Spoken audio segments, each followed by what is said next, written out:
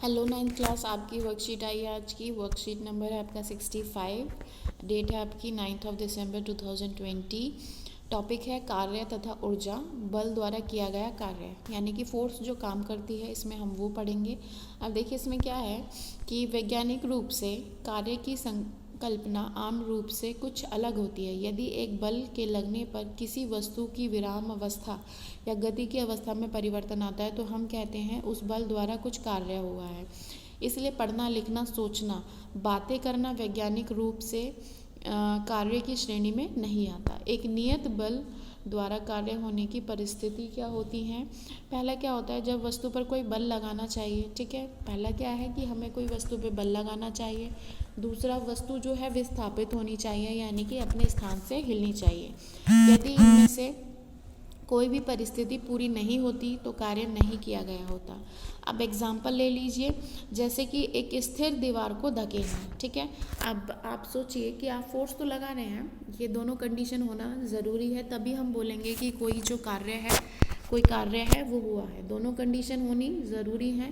अगर इन कंडीशंस में से कुछ नहीं होता तो हम नहीं कह सकते कि इसमें ना कार्य हुआ है। अब आप देखिए यहाँ पे आपने देखा होगा कि एग्ज़ाम्पल ले लीजिए जहाँ पे आपको ये अच्छे से एक्सप्लेन हो जाएगा कि एक दीवार है, आप उस पर फोर्स लगा रहे हैं, तो आपके फोर्स लगाने से वो दीवार हिल तो नहीं रही, तो इट मीन वहाँ पे कोई कार्य नहीं हुआ। ठीक है, नेक्स्ट है आपका एक विद्यार्थी अपने बस्ते के साथ एक स्थान पर खड़ा है। ठीक है, वो वजन तो लेके खड़ा है लेकिन हिला डुला नहीं है। ठीक है, ये भी सेम वही है। सिनेमा देखने, बात करना इत्यादि, ये सब ऐसे उदाहरण हैं जहाँ हम बोलते हैं जहाँ कार्य नहीं होता।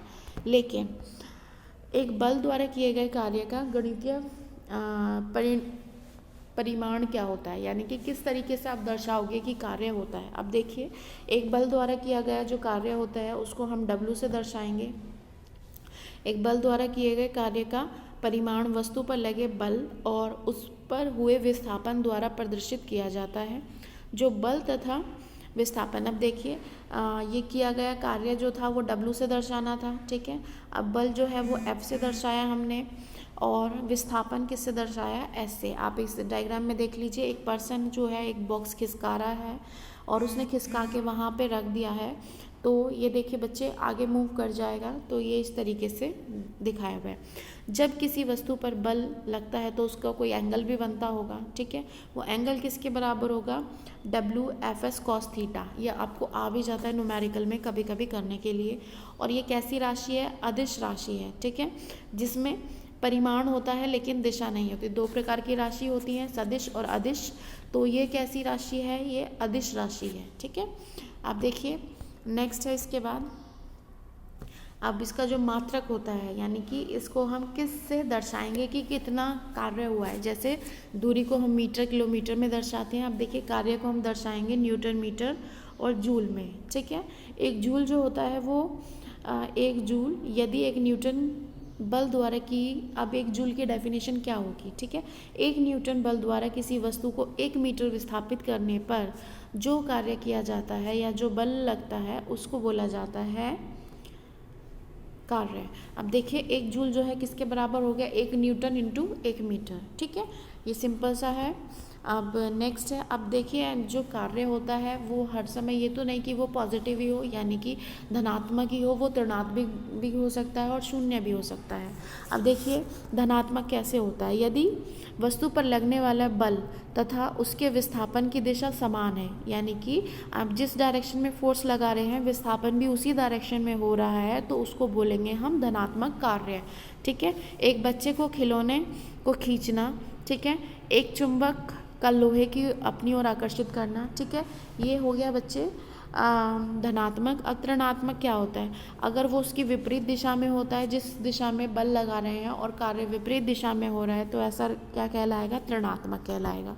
उदाहरण देख लीजिए इसका कि चलती हुई कार में ब्रेक लगने पर क्या होता है, एक गोलकीपर द्वारा फुटबॉल रोकना। ठीक है, इस तरीके का मतलब एक प्लेयर ने तो अपनी साइड से बॉल फेंक दी है तो वो उधर की तरफ जाएगी तो उसमें तो होगा धनात्मक, लेकिन जब गोलकीपर इस बॉल को रोक देगा तो वो कार्य कहलाएगा ऋणात्मक। ठीक है, अब कभी कभी कार्य जो है शून्य भी हो जाता है। एक बल द्वारा किया गया शून्य तब कहलाता है यदि बल द्वारा वस्तु की अवस्था में कोई परिवर्तन ना आए तथा अथवा बल या विस्थापन एक दूसरे के समकोण पर हो। ठीक है, जैसे कि पृथ्वी के चारों ओर चक्कर लगाना। ठीक है, ये आपको पता होने चाहिए। एग्जाम्पल अब देख लीजिए, इनके कुछ क्वेश्चन आंसर्स आए जो इसमें गिवन है।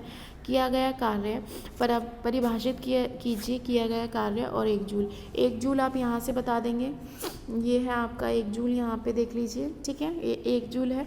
और किया गया कार्य क्या होता है कि जब आपका बल लगाया जाता है और उसके बाद क्या होता है बेटा, वस्तु पर बल लगाना, ये उसकी परिस्थितियां हैं। ठीक है, यहाँ से आप बता देंगे।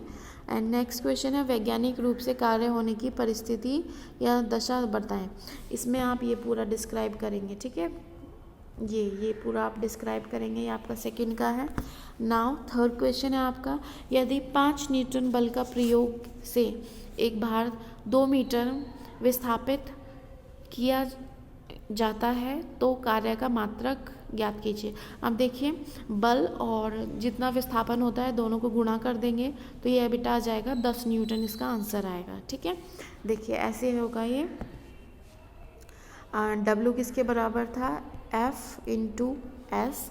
F कितना है हमारा, F है 5। ठीक है, 5 न्यूटन की हमने फोर्स लगाई है और डिस्टेंस कितनी है 2, तो इसका आंसर जाएगा 10 जूल कह सकते हैं इसको। ठीक है, या फिर आप उसमें बोल सकते हैं इसको वर्क की। ठीक है, अब नेक्स्ट है अपने दैनिक जीवन में ये एग्जांपल, यहाँ से आप ये पूरा पार्ट, ये जो है आपका ये वाला, ये आपका क्वेश्चन का आंसर है। फोर्थ का आंसर है ये। ठीक है, नेक्स्ट है फिफ्थ, एक नियत बल द्वारा किए गए कार्य का मात्रक लिखिए। ये मात्रक वही है ये जो आपको पहले बताया था, न्यूटन मीटर जो है। यहाँ पे देख लीजिए कार्य के मात्रक आपको गिवन है, न्यूटन मीटर कह सकते हैं या जूल कह सकते हैं। ठीक है।